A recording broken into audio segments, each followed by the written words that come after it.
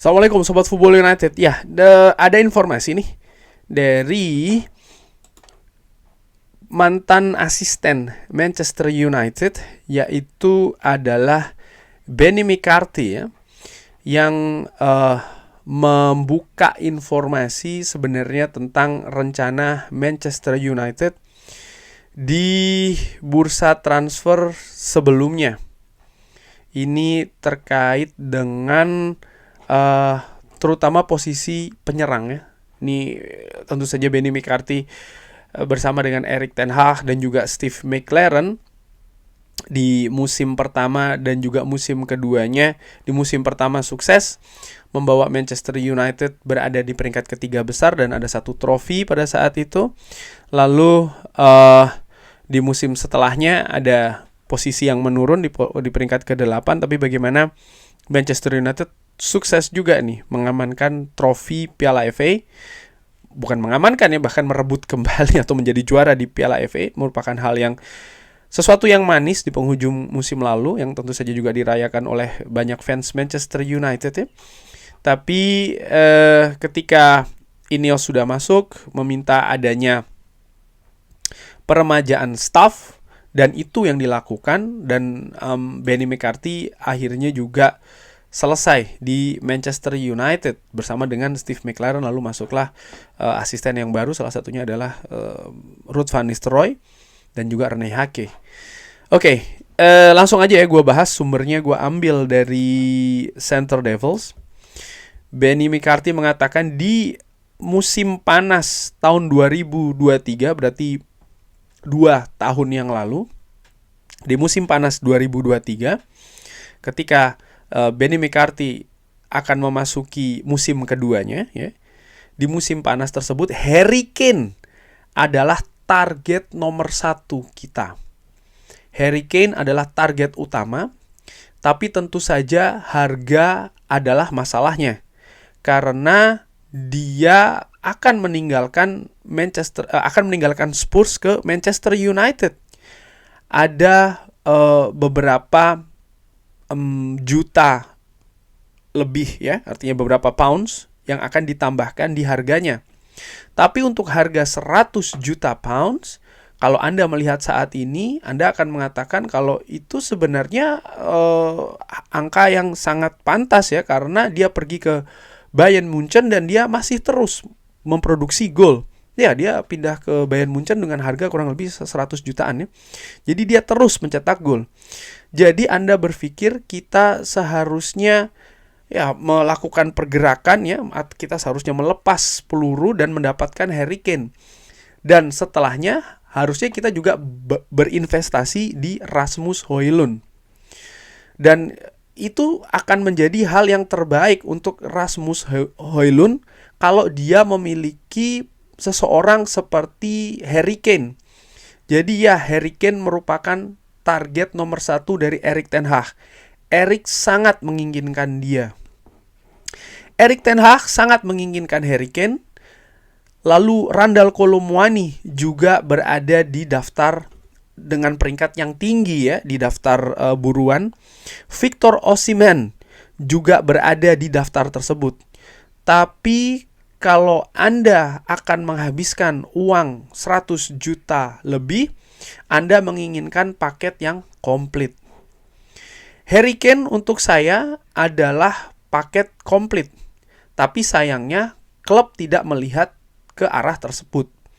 Mereka melihatnya ke Rasmus Højlund, dan di waktu yang panjang akan memiliki harga aset yang lebih bagus daripada menginvestasi di keduanya, Rasmus Højlund dan juga Harry Kane. Jadi kita berhenti mengejar Harry Kane dan kita akhirnya mendapatkan Rasmus Højlund. Harry Kane ya tadi disebutkan seperti itu ya, bahwa itu dia merupakan paket komplit yang disebutkan oleh Benny McCarthy. Jadi ini merupakan menurut gue ya informasi yang menarik, bahwa ketika Manchester United akan masuk musim kedua dengan Erik ten Hag, lalu Benedict McCarthy serta Steve McLaren, mereka mengidentifikasi Harry Kane adalah buruan utama. Nah, kalau ditarik sebenarnya di musim pertama Manchester United finish di peringkat ketiga, ada 2 final ya, final Carabao dan juga FA, di mana Carabao berhasil dimenangkan trofinya. Nampaknya Manchester United ini menuju ke periode yang positif. Tapi kalau gue ingat, di awal musim ada buruan utama yang tidak datang, Frankie de Jong. Sehingga ya, dengan segala usaha yang dilakukan oleh manajemen Manchester United, sehingga di awal-awal musim gue ingat betul ada modifikasi-modifikasi yang dilakukan. Misalnya memberikan posisi tersebut kepada Christian Eriksen yang sempat di awal-awal musim mengalami kesulitan ya, karena pemain lain ternyata dalam tanda kutip malas bergerak. Manchester United kalah telak menghadapi Brentford, lalu setelahnya ada hukuman lari sekian belas kilometer secara bersama-sama, lalu ada perbaikan, dan akhirnya Manchester United mendapatkan musim yang fantastis menurut gue ya, 3 besar, 2 final, 1 trofi. Lalu juga pada saat itu bagaimana Marcus Rashford tampil fantastis, 30 gol di segala ajang kompetisi yang diikuti, dan ini merupakan hasil yang juga fenomenal menurut gue ya, bisa mencetak 30 gol. Namun ternyata di musim keduanya Erik ten Hag ini mengidentifikasi kalau Manchester United butuh penyerang yang premium. Benedict McCarthy tadi mengatakan penyerang yang komplit. Seakan-akan sudah bisa membaca keadaan ya, atau memperkirakan atau memprediksi, menganalisa apapun bahasanya, bahwa ya Manchester United ini bisa jadi akan mengalami kesulitan untuk mencetak gol.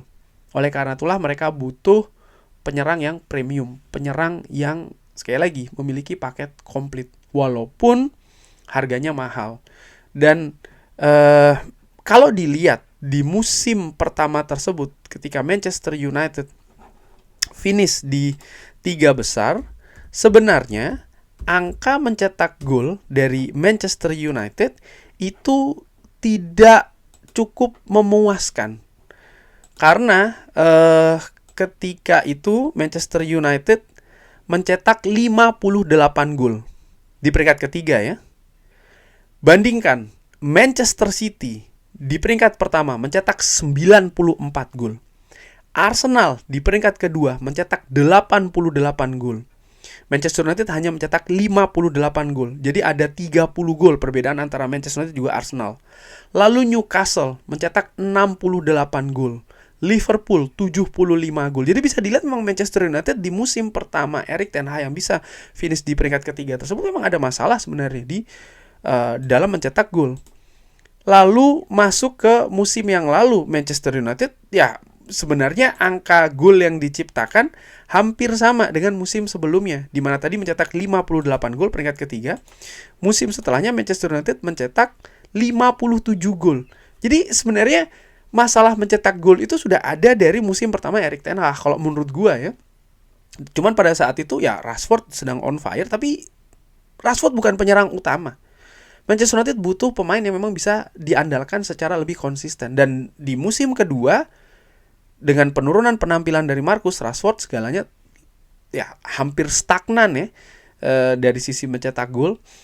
Untung pemain lain bisa memberikan backup dalam tanda kutip ke dalam kemampuan mencetak gol. Dan musim ini Manchester United lagi-lagi mengalami permasalahan mencetak gol. Kalau dilihat di papan klasemen, angka mencetak gol Manchester United ini sangat menyedihkan menurut gua. Hanya lebih baik ya dari tim-tim yang memang berada di papan bawah. Sementara kalau melihat di papan atas, bukan berkali-kali lipat. Artinya Manchester United ini tertinggal lah jumlah golnya. Kalau gue bandingkan saja dengan Tottenham Hotspur yang kemarin baru saja mengalahkan Manchester United, ya. Mereka sejauh ini sudah mencetak 49 gol. Manchester United ini 28 gol. Lalu kalau melihat tim-tim papan atas ya, Arsenal tuh 51 gol. Liverpool 60 gol, Manchester United 28 gol. Jadi memang menurut gue ada permasalahan. Dan ada mungkin beberapa pendapat yang mengatakan ya mencetak gol kan tidak mesti dengan mengandalkan satu pemain saja, tapi bisa juga dengan kolektif. Di situ juga permasalahan sih menurut gue, karena permainan Manchester United yang secara kolektif sehingga bisa membuat gol dari banyak posisi Ini selama beberapa musim terakhir kan tidak seperti itu. Manchester United bukan klub lain. Manchester United pun kalau gue lihat ya, gue tarik ke periode-periode sebelumnya, bahkan di zaman Sir Alex Ferguson, terutama bahkan di zaman Sir Alex Ferguson, yang memang selalu memiliki pemain yang bisa diandalkan untuk mencetak gol.